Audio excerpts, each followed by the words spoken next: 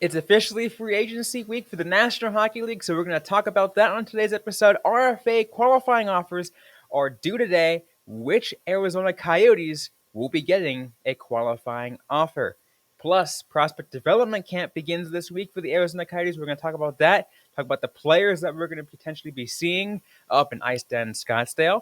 And also, we're going to take a look at the draft once again because we're taking a look one more time as we cool down from draft weekend. All that on today's episode of Locked On Coyotes.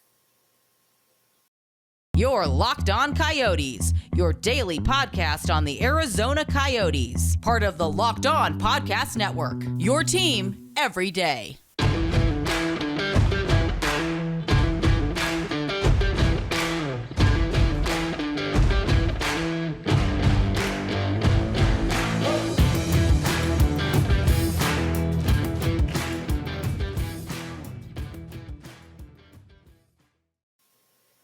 Welcome to the show, everybody. I'm Robyn Leonio. That's Carl Pavlak right beside me. On today's episode of Locked On Coyotes, we want to thank everyone for making this show your first listen every day. We are free and available on all platforms, including on YouTube.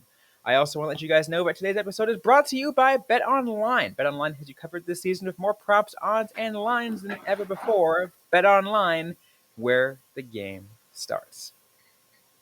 We got a great episode for you guys today. We are talking various different things for this busy weekend. As we mentioned, it is free agency week, Carl. So we got to talk about that with the qualifying offers for restricted free agents due today. Yep. And the Coyotes have quite a few restricted free agents that they're going to need to negotiate with if they do not accept the qualifying offer. Do you want me to start off by just listing them? Let's go ahead and list them. Okay. So we have Lawson Krause, Christian Fischer, Barrett Hayton, Kyle Capobianco, Cam Dineen. Those are the main NHL players. Also, Cole Hutz and Josef Kozhinosh. There we go. Those are all the pending RFAs, and all but one are arbitration eligible, although I do think one of them we don't even need to count. Kozhinosh actually is going to be going to Europe, so as learned from last month, so that part doesn't really matter. Yeah, and I mean, I'm not sure the Coyotes would have tended him an offer anyway. The one who is not eligible for arbitration is, of course, Barrett Hayton. I expect him to be a pretty easy re-sign. And then Lawson Krause is definitely going to be getting probably a qualifying offer now, and then just to keep him around so that they can negotiate a bigger offer. I do not think he will be going to arbitration. Yeah, I think those are some interesting things to keep in mind. Is which of these players do get qualifying offers? I think, no, to be honest, I think most of them do, because those of these players have something to, to bring to the Coyotes for another year. I'm still questioning whether or not Kyle Capobianco deserves one. We talked about how he played last year, and it's like, is it worth holding? I mean, like, okay, you can hold on to his rights still, right? Yeah. You can still hold on to his rights. So, like, is there a downside to that? I mean, you can hold on to his rights and just bury him in Tucson, like. I mean, he would be subject to waivers, which he cleared last year, and without getting sent down. Yeah, I mean, I guess it all kind of depends on what you want to do with him. One of the big question marks, I think, for us is what is going to be happening with the Coyotes blue line next season. And I honestly don't know. I expect that the team is going to be, looking to bring in some veterans, looking to, acquire some overpaid players, and maybe you just don't have room for Kyle Capobianco. Yeah. You and I have been talking about Kyle Capobianco for the last however long, and really, and again, it goes the continued question of whether or not he really deserves it. It's a big question, right? That is the big. I think that is the biggest question surrounding these pending RFAs. Yeah, and I mean, I think I said in the evaluation, if this past season was his last chance to show that he deserves an extension, I'm not entirely sure he did. He repeatedly got passed over for playtime from players younger than him who were drafted after than him. It's not a good look. I also kind of want to, bring up Christian Fischer. Did he, earn an extension?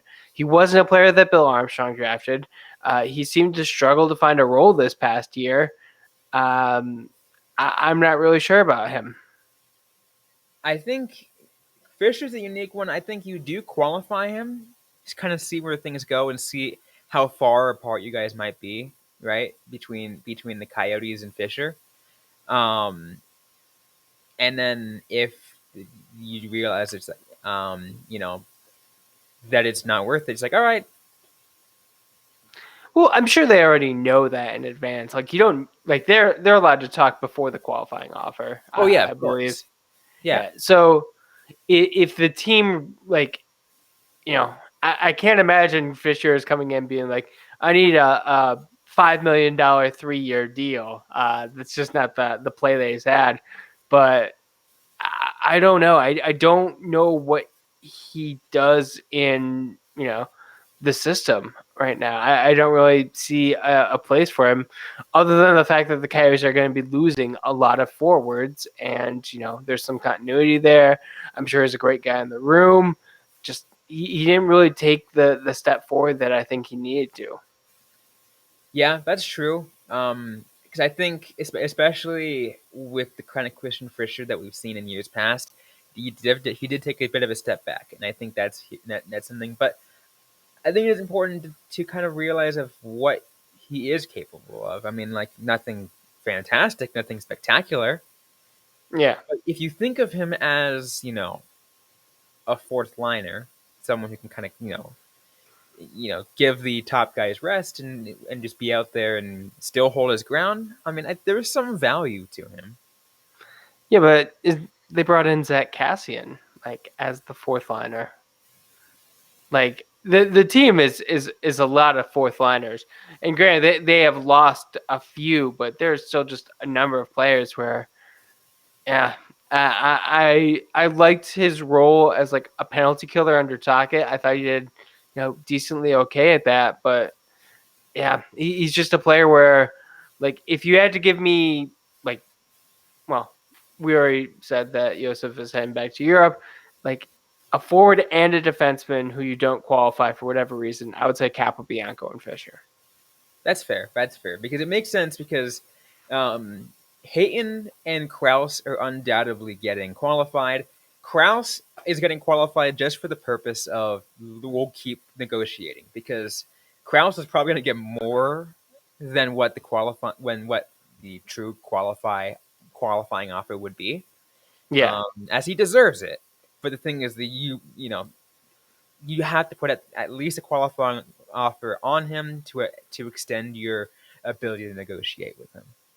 Yeah. Although there has been cases of a player getting or not being given a qualifying offer, but still being brought back to the team for a price that is lower than what the qualifying offer would have been, because there are certain things in the CBA about what constitutes a qualifying offer. So, even if a player isn't signed, like let's say that the team thinks Capobianco should be brought back on maybe, like you said, like a deal that puts him in the AHL, but it's lower than what the qualifying offer is, they may just be like, hey, we're going to keep negotiating with you after. So Yeah, don't you just love the CBA? Oh yeah, making all of things complicated, but we love it. Yeah, absolutely. But yeah, but it makes sense. So those are the players mainly to think about. I think there's very few.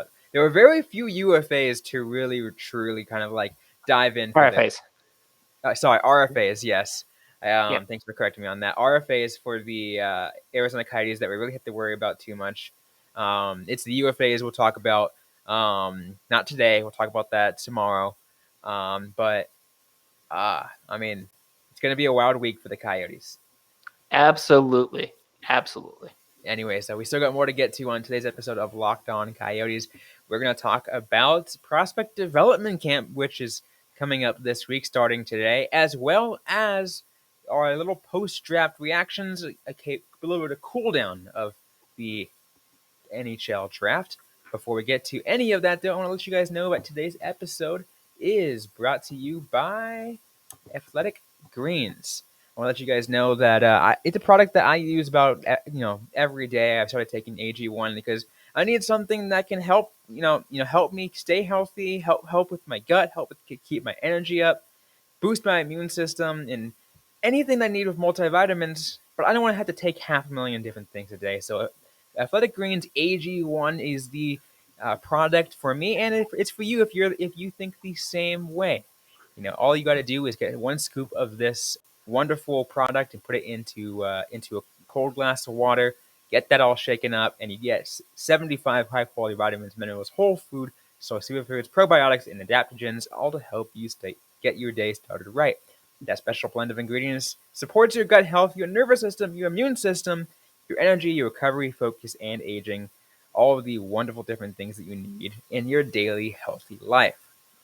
It is, pretty. It's pretty cheap. I mean, it's less than $3 a day. So I mean, you're definitely going to be having a better investment in your health, and it's cheaper than your cold brew habit.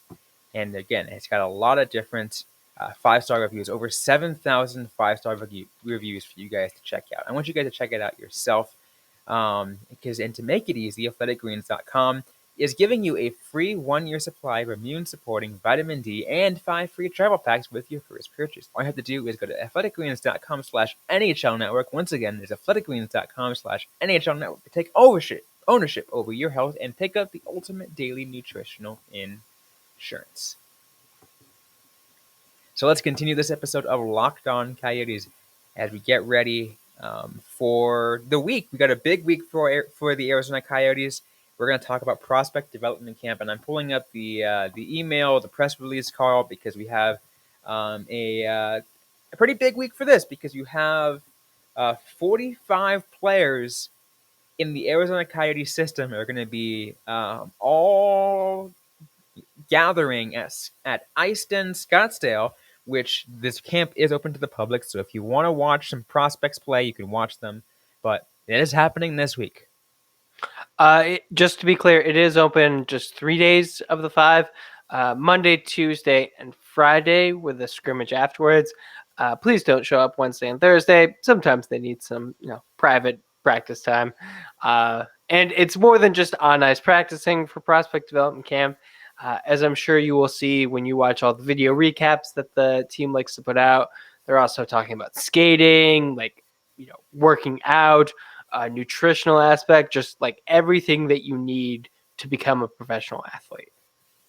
Absolutely, it's a really cool event that if you haven't got a chance to check one out, maybe this is your chance to see some prospects. The future of the Arizona Coyotes. Once again, 45 players are going to be at camp this week, and like what Carl said, once again, it is the public sessions are Monday, Tuesday, and Friday. But lots of players are going to be showing up. Carl, I believe it from what it shows up to me, all of the Coyotes prospects that they most recently drafted are going to be there, including Logan Cooley and Connor Geekie. Except for Artem Duda, does not appear like he will be there. Okay, except for Artem Duda. Also, Josh Doan is going to be there. Liam Kirk is going to be there. So lots of players that some people were excited about. Obviously, I put Liam Kirk in there just because we just love our British friends. Yep. Nate Smith and Jack McBain are going to be there. 2 players who definitely saw NHL ice last season, but as NCAA players, they didn't necessarily get the same amount of training camp time with teams. So great to see them continuing that next step. These are always really fun. You do get to see, like you said, the future of the Coyotes, and there are going to be plenty of players who are currently unaffiliated with the Coyotes, just kind of like looking to make their way.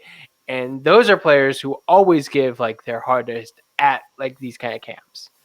Absolutely. One of the things I just can't wait to kind of understand, just see how it works out is like if you're we talked about future of the Coyotes, the fact that you get to see Dylan Guenther, Logan Cooley, and Connor Geeky on the ice at the same time. Yeah, theoretically on the same line. On this, I mean, with like Nate Smith, Jack McBain, Connor Geeky, and Logan Cooley, like that's like it for setters. Like someone's gotta be moved to the wing, right? yeah, maybe Logan Cooley. It's been shown that he can get moved, or to a wing. So maybe it's possible that he's there. Um, and like have like a line B, Gunther on the left wing, Cooley on the right wing, Connor Geeky down the center. Like, Yeah. I mean, especially like the thing I'm really going to be paying attention to is that Friday scrimmage. That is going to be key. I would say another area that I would really focus on if you're going to be going is like looking at the goaltenders. Anson Thornton is probably like the name that stands out. He had a pretty good time with the Coyotes last year, I believe. But other than that, like these are players who are like trying to get a spot because, as we talked about, the Coyotes didn't draft any goaltenders. yeah, not in this last draft. It was all skaters. Yeah. So that would be an interesting one. And if you want to know exactly how many goaltenders are going to be there, it is 5 goaltenders are going to be there. Ben And, Cross, Seth Isley, Bilbo Fatten. I'm probably butchering some of these. Austin Roden and Anson Thornton. yeah. And I mean, do those names stand out to you? Other than Anson Thornton, not really. Yeah. And those are the players like you always expect them to have a really good camp because let's be fair, if you are Dylan Guenther, you can maybe like show up and like coast a little bit in your prospect development camp. You're not going to because you want to make sure to give it your all. But if you're a player who's like fighting for a contract, you're going to give it 120% every single day. Absolutely. It's gonna be fun. It's gonna be absolutely fun to see those. Um, and I'm honestly, I just can't wait. You know, I just cannot wait to see how it all develops. And like I said, like I'm still in Tucson, so it might be hard for me to get to some of these, but like I'll be watching closely of those who are gonna be there to get an understanding of what the state of the Coyotes look like down in the future. Because again, they were in a rebuilding team. You have to focus on what's going to happen 2, 3, 4 years down the road. Not this Yep. next year. Yeah, it's going to suck. But 2, 3, 4 years down the road, it's going to look better. And these are the people that are going to be behind it. Yeah, and like you had mentioned, like most of the players that the Coyotes drafted are going to be here, and a lot of them came overseas from Europe. So this is going to be the first time that a lot of people get a chance to see like the play of just kind of looking. Let's go with the Sam Lipka or Lipkin. Sorry. I think that is always a great chance. Most hockey fans don't follow like European leagues. They don't follow like the junior leagues. Like these are really like when you start to see someone, and then most of them aren't going to make training camp. We'd be lucky if other than McBain and Smith, if any of them make training camp or the team out of training camp. But a couple of years from now, these are going to be the names that you like just stick out in your mind. Absolutely. One of the things I really enjoyed seeing from over the weekend, and it's going to kind of segue into what I want to talk about next, though. The 3 first round picks. Before we get to the next bit, 3 first round picks for the Coyotes from what it looked like on social media, they got chartered over to Phoenix to Yeah. to get ready for prospect development camp. I mean, yeah, I do kind of wonder what happened to the rest of the draft class. If they were also on the plane or if they're just sent over the first rounders. But yeah, they are going to be, some of the biggest names to watch, other than Dylan Gunther, just because like everyone affiliated with this team has spent the last season watching Dylan Gunther highlights. Might be tough because of Gunther's injury from the Memorial Cup, but Yeah, um, we might his appearance might be limited. yeah, Um, unfortunately, but he's still there. He's still rostered on there, and he's still going to show up. So that's a yeah. good thing. He's gonna learn all the things you need to do. This will be a second prospect camp, so But would this be the first time with a new coach? I'm trying to remember when Bear was hired last time. Bear was hired about 13 months ago. So, yes, Gunther Yeah, was. yeah. Doing the math in my head for that one, but yeah, no, it'll be a good experience for him. It will be an absolutely great experience for him. Anyways, we still got more to get to. And in this episode of Locked On Coyotes, we are going to get a little bit of a cool down reaction from the 2022 NHL Draft. We're going to get to some of our thoughts that now that we've had a few days off, all that in just a moment. But first, a quick word from Carl. So I have a message from our friends at BetOnline. BetOnline.net is your number one source for all your betting needs and sports information. You can find all the latest sports developments, league reviews, and news, including Major League Baseball. Because BetOnline is your continued source for all your sports wagering information, including live betting, esports, and scores. And BetOnline.net remains the best spot for all your sports stats, podcasts, and news this season. You can get the fastest and easiest ways to check all your favorite sports and events, including MMA, boxing, and golf. Not too much to bet on for hockey, but hey, maybe you're one of the many people who, watch other sports. I don't, but most people do. And you can find all that information by heading over to the website today or use your mobile device to learn more about the trends and action. Bet online, where the game starts.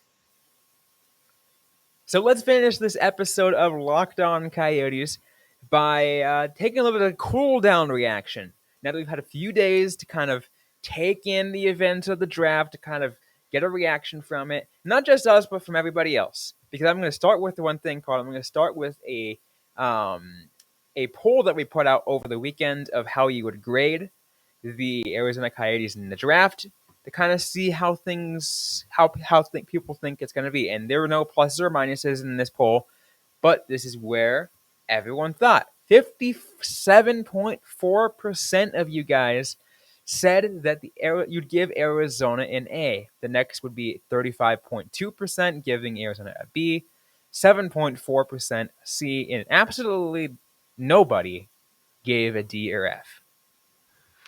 It's interesting because I think that's higher than what we said. We were more in the B territory, We were but B plus. yeah.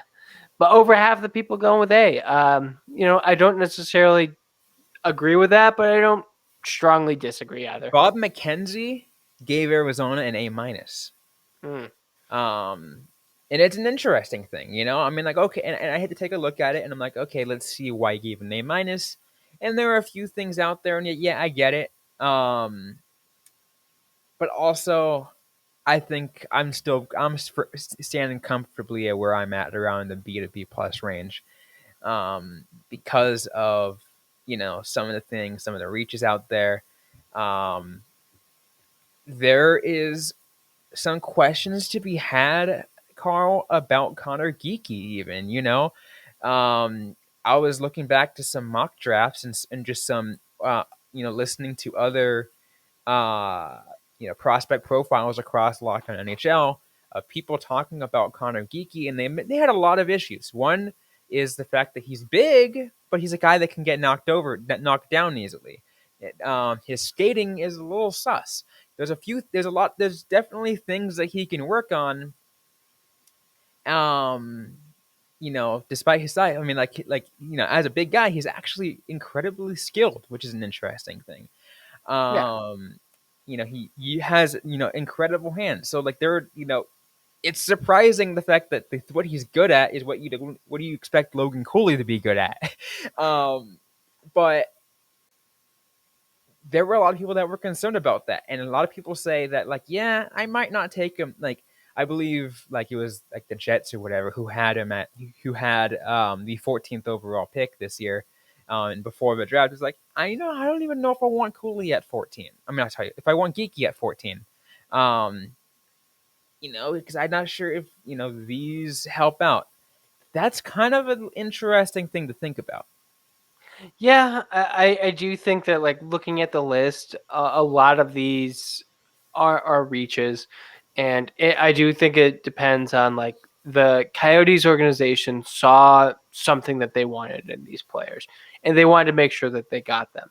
That's why they did a lot of moves to like acquire picks. They moved up the draft. They wanted to make sure they got the people that they have, and really we could only trust them until this week when we can finally start to get like actual looks at them skating. One player that really stood out to me though, who I am feeling a little bit better about, is Maverick, because just most of the initial reviews were like, he seems like a second round guy. Why you drafted him like late in the first? But a lot of people are talking about like kind of like the same thing you were saying with Geeky. He's good at the thing you don't expect him to be good at, and that's like his skating. Like you don't necessarily expect the big guy to be the best skater. So I think that's a player who I'm more hot on now than I was last Friday when we talked. Yeah, it's interesting how like our like for the first round especially, my thoughts of Geeky have trended down a little bit, and that thoughts of Maverick went up a little bit after Yeah. reading a few things. And it's interesting how that happens.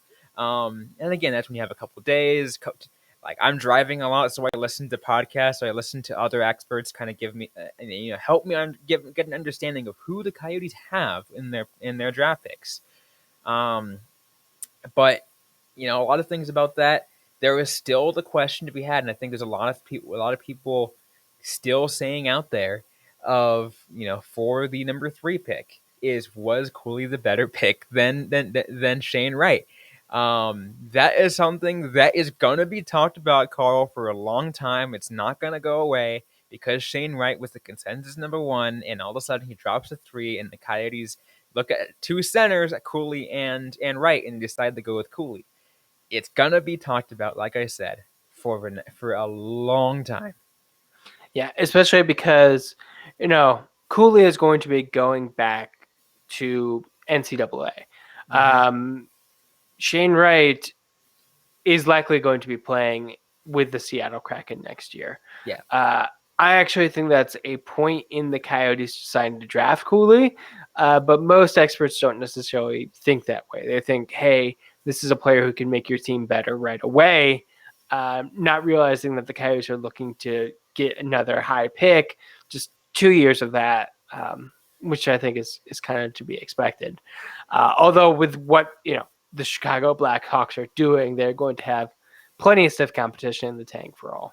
Yeah. One thing I will mention too, as a general thing about Shane Wright, not really necessarily Coyotes related, but I guess a little bit because the Coyotes also passed over him, is because he wasn't a top 3 pick. Now a lot of the weight has been lifted off of him, right? Because he had so much pressure, right? He had so much expectation.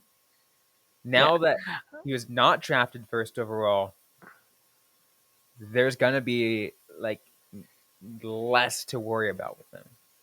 Yeah, I agree. Although, like, there is also the expectation that he's going to have a chip on his shoulder. So, who Absolutely. knows? Like, he's still going to have expectations. I don't think he's ever going to escape that. But maybe not as much for not being a top 3. Yeah, absolutely. But as I said on Friday, Carl, and I will say it again today, I will still stand by my belief that Arizona picked the right player. I'm still in wait and see mode. Um, I mean, yeah, it's gonna be like, and again, that goes with the fact that I want to see a player who wants to be here.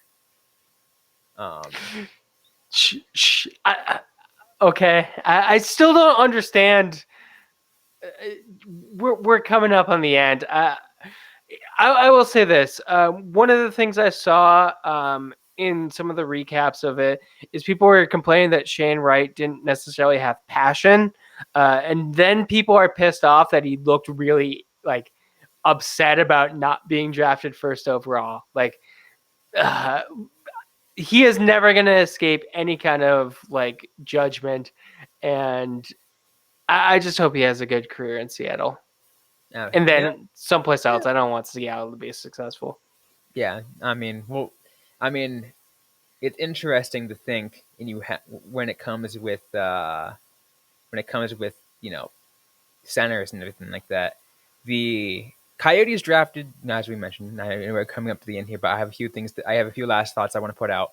Coyotes drafted Geeky and Cooley, two people who could potentially be one and two C's.